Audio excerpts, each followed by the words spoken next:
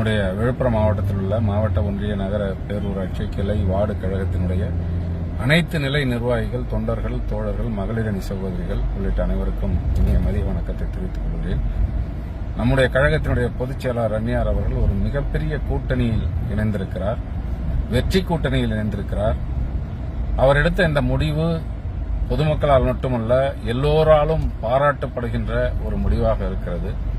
இந்த சூழ்நிலையில் ஓரிருவர் அதிமுகவோடு வைத்திருக்கலாம் என்று சொல்லுகிறார்கள். அதுபோன்ற சகோதரர் சகோதரிகளுக்கு நான் தெரிவித்துக் கொள்வது, அதிமுகவிற்கு நம்மை போன்று உற்ற தோழனாக, உண்மையான ஒரு தோழனாக, உண்மையான ஒரு நட்பு கட்சியாக, எதையும் எதிர்பார்க்காமல் உழைக்கின்ற ஒரு உண்மையான கூட்டணி கட்சியாக நாம் இருந்தோம்.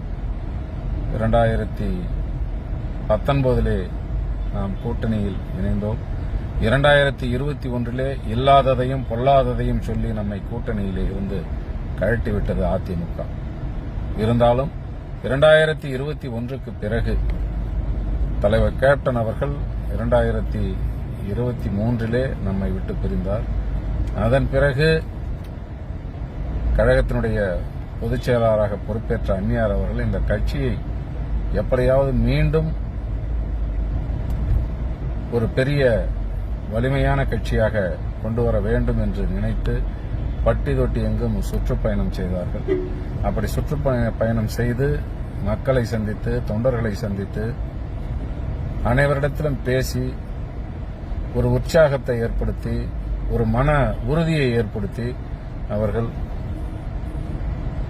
கட்சியை வழிநடத்தி வருகிறார்கள். இந்த சூழ்நிலையில் மாவட்ட கழக செயலாளர்கள் அனைவரிடமும் தனித்தனியாக உங்களுடைய கருத்துக்களை, யாரோடு கூட்டணி செல்லலாம் என்ற கருத்துக்களை எழுதி கொடுங்கள் என்று சொன்னார்கள். ரகசியமாக எழுதி கொடுக்க சொன்னார்கள். அப்படி எழுதி கொடுத்ததன் விளைவாக பெரும்பான்மையான மாவட்ட செயலாளர்கள், இன்னும் சொல்ல போனால் 90% மாவட்ட செயலாளர்கள் அதிமுகவிலே நமக்கு மரியாதை இல்லை, அதிமுக நம்மை மரியாதையோடு நடத்தவில்லை என்று அவர்கள் கருத்தை எல்லாம் எழுதி திமுகவோடு கூட்டணி செல்ல வேண்டும் என்று எழுதி கொடுத்திருக்கிறார்கள்.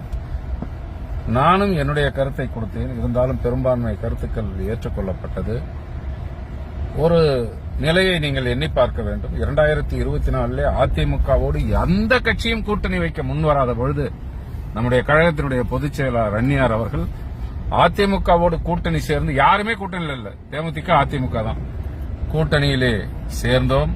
அவர்களுக்கு உண்மையாக உழைத்தோம். குறிப்பாக நம்முடைய விழுப்புரம், கள்ளக்குறிச்சி மாவட்டங்களிலே மிகப்பெரிய வாக்குகளை நம் கூட்டணி பெற்றது.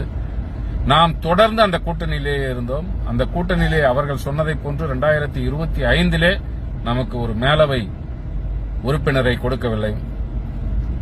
ராஜ்யசபா எம்பி கொடுக்கல. கொடுக்காதது கூட பிரச்சனை இல்லை.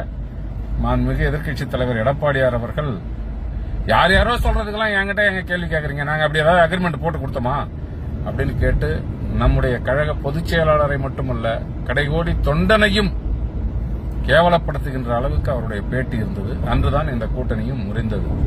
மனதளவிலே தொண்டர்கள் முறித்துக் கொண்டார்கள், இனி அதிமுகவோடு தொடரக்கூடாது என்று.